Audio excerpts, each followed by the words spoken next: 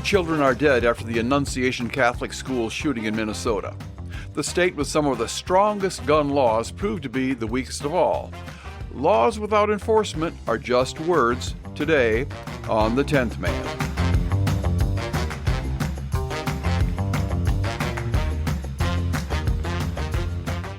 On August 27, 2025, Minneapolis joined the short, tragic list of cities where primary school children have been massacred.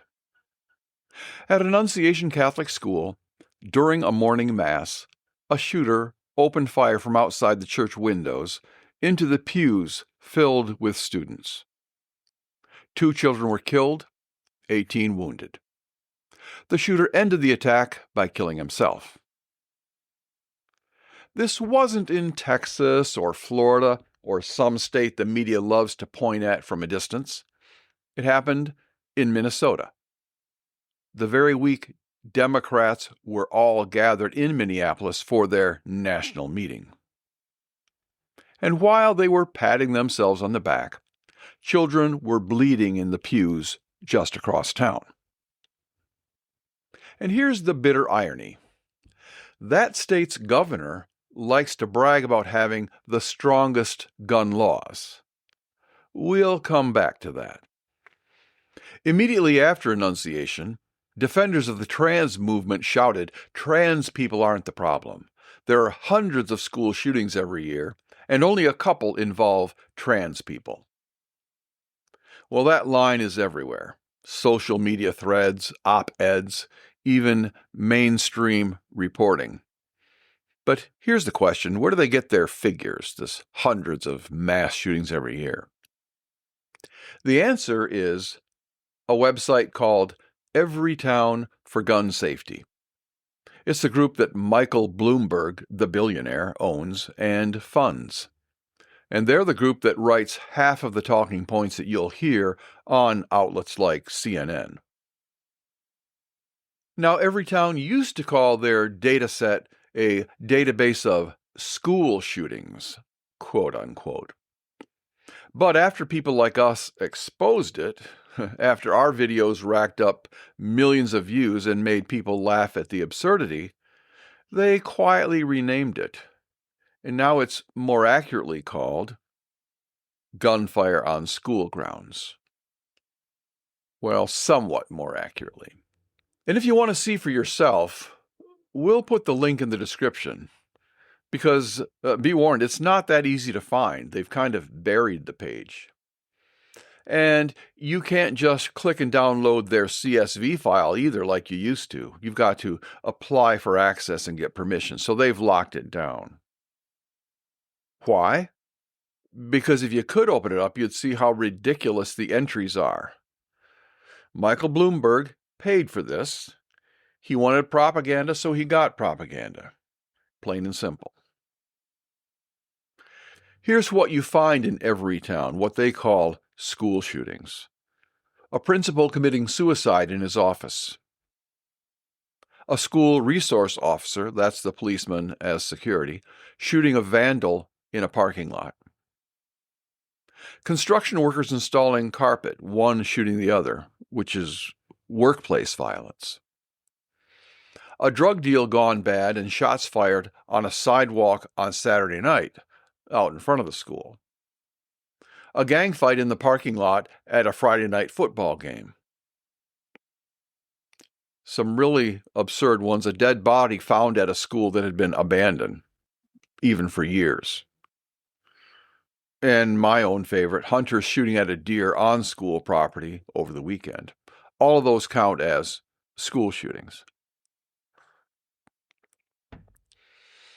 So these are the hundreds of school shootings that the media wave in your face.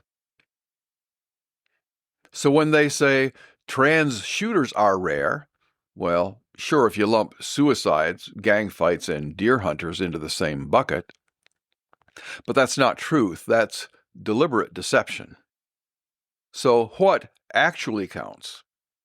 How many real attacks on primary schools during school hours targeting children have happened in America in the last 2 years? 2. Just 2. Now that's too many, but it's not hundreds and hundreds. Covenant School, Nashville, Tennessee, March 27th, 2023. And Annunciation Catholic School, Minneapolis, August 27th, 2025. Both shooters transgender. Now that's not the clutter. And it's not a coincidence, it's a pattern. All the school shootings in the United States attacking primary school students, 100% were by transgender perpetrators. Now, I say in America because don't let anyone tell you that this only happens in America. Sadly, it doesn't.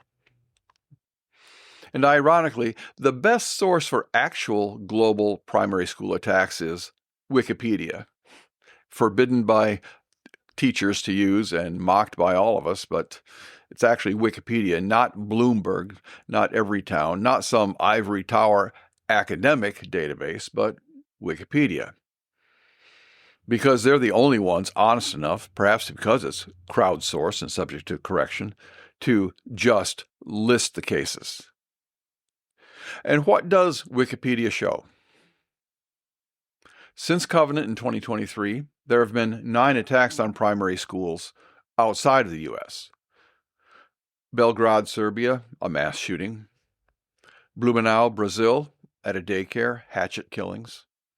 Berlin, Germany, an elementary school stabbing.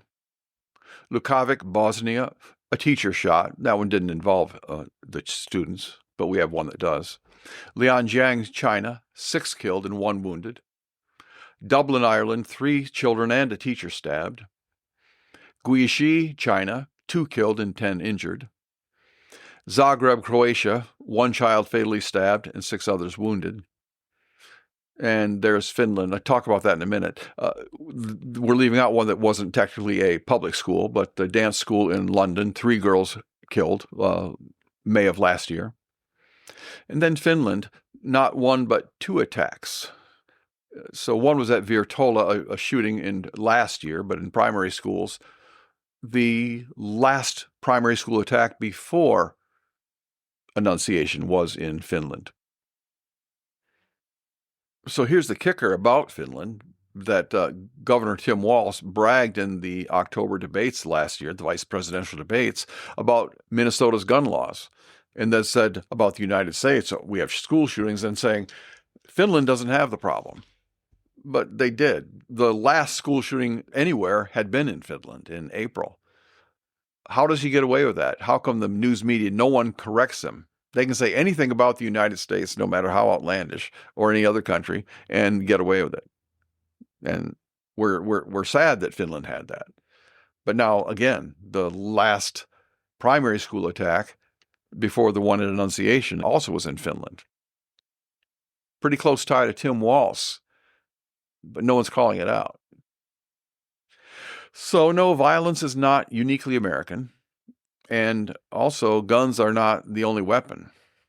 Violence, unfortunately, is human. The weapon changes, but the horror and the motivations and the perversion do not. So back to America. What do the last 2 primary school shooters have in common? Well, they weren't kids. So this wasn't a high school. They weren't bullied students attacking their peers. They were adults. They stalked little children. They were suicidal, and that's key, because trans and suicidal go together, and they were trans. So here's the first problem, and why we have to look at our political leadership. Under existing law, people with serious mental illness are already disqualified from buying firearms. That's why Form 4473 of the ATF, the form everyone has to fill out that leads to a background check before buying a firearm, asks directly about mental health. And until very recently, gender dysphoria counted. The DSM of the psychiatrists use listed it as a mental disorder. The World Health Organization listed it as a mental disorder. It was considered a disorder. Then politics stepped in. The classification changed. Biology didn't change. Suicide rates didn't change. Nothing about the danger changed except the politics. So let me ask you, they said it was a disorder, now they say it isn't. Were they right then, or are they right now? And what are the ramifications? Because if the old standard was correct, the Annunciation shooter was already disqualified once. But that wasn't the only red flag. There's another disqualifier, and this one is not about shifting definitions. It's black and white right there on the form today. Every gun buyer in America fills out the same federal form, Form 4473, and question 21F says, are you an unlawful user of or addicted to marijuana or any other controlled substance? And right underneath in bold print it spells it out. The use or possession of marijuana remains unlawful under federal law, regardless of whether it has been legalized or decriminalized for medicinal or recreational purposes in the state where you reside. In August 2023, 2 years prior, Minnesota legalized recreational marijuana. Governor Tim Walz bragged and proudly signed it into law. He held it up as progress. But legalization didn't change federal law. It only created a conflict. And once you legalize pot at the state level, more people openly use it. More dispensaries, more users, more employees. And under federal law, every single one of them is automatically ineligible to purchase a firearm. And the Annunciation shooter wasn't just a casual smoker. He was a heavy user. He worked in a marijuana dispensary. Everybody around him knew it, and that alone should have barred him from ever touching a gun. Oh, and it's not just the law, it's the science. For years, decades, psychiatrists have warned about the connection between heavy marijuana use in the young and onset of schizophrenia, paranoia, even violence. And let me be clear. I'm not necessarily talking about the retiree who takes CBD oil for arthritis, or the middle-aged user who takes the edge off once in a while. And those aren't the people planning school shootings. But here's the hard truth. The law doesn't make that distinction. The form doesn't ask if you're a heavy user or a casual user. It doesn't ask if you're 19 years old working in a pot shop or 70 years old using CBD to sleep better. It just says marijuana is illegal under federal law and marijuana users are disqualified from buying guns, period. And if Democrats want to lecture the rest of us that the law is the law, then it ought to be enforced here most of all. And yet, when the story hit the news, what did we hear? The guns were legally purchased. They love that phrase. It's in every headline, every chyron, every op-ed, because it makes you think we need still more laws. But the truth is simple. These guns were not legally purchased. Not under federal law, not under the plain text of Form 4473. A heavy marijuana user lied 3 times on a federal form, and that's not legal, that's a felony. So when the media tell you the guns were legally purchased, what they really mean is the laws we already have weren't enforced. So here's where it all lands. Governor Tim Walz brags about strong gun laws. He brags about background checks and about red flag laws. He brags about legalizing pot. And he did a compare and contrast with us in Finland.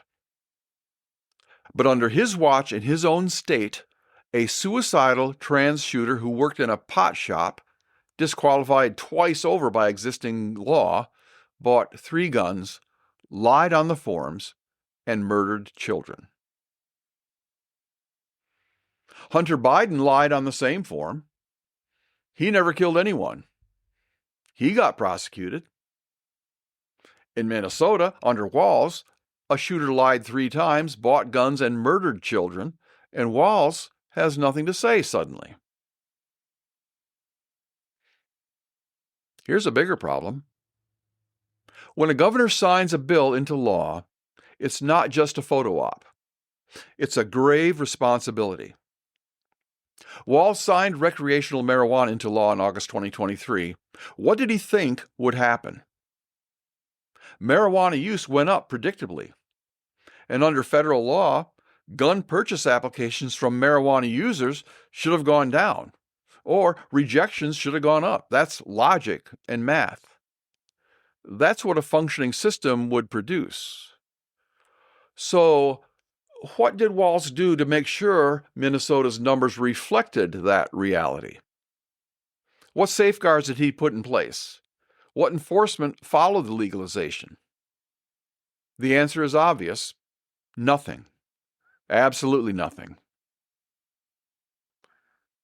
And let's just put this in perspective. Remember Rick Snyder, the Republican governor of Michigan? He was prosecuted over the Flint water crisis.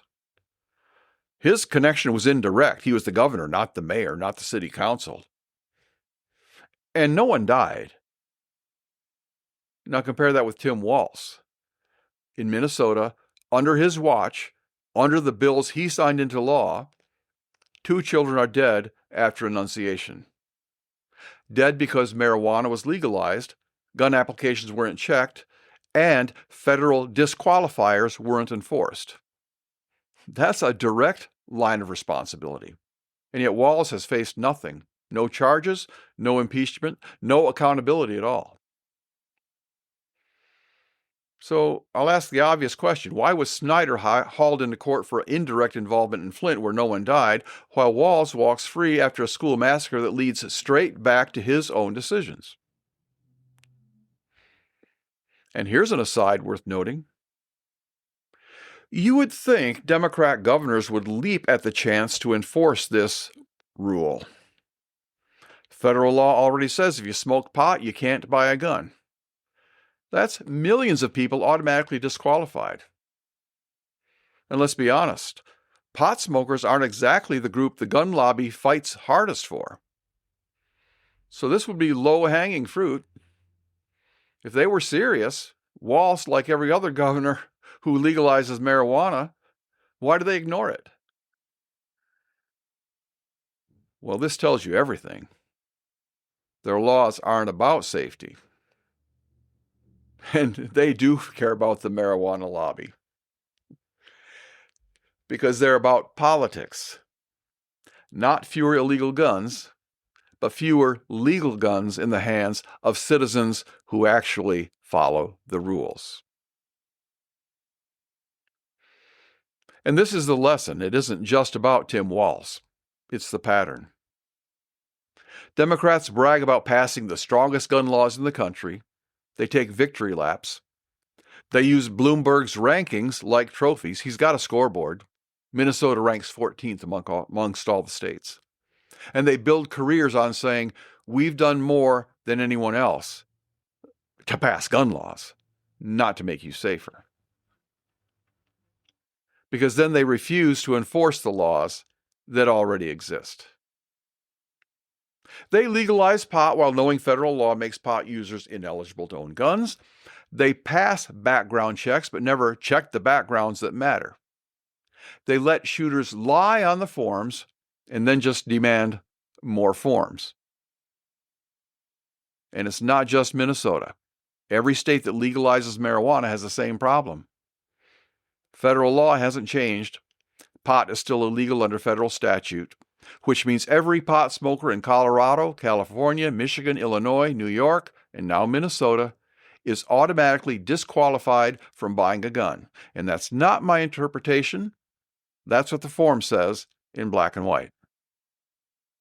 And every governor who legalized marijuana without putting enforcement behind that form is guaranteeing more illegal gun purchases. They're doing what Walz did, celebrating new laws while ignoring the ones already on the books. Then when people die, they point fingers, they waive Everytown's fake database, and they demand still more restrictions on the rights of people who follow the law. That's not protection, that's negligence. Negligence that costs lives. Gun control didn't stop Covenant. Gun control didn't stop Annunciation.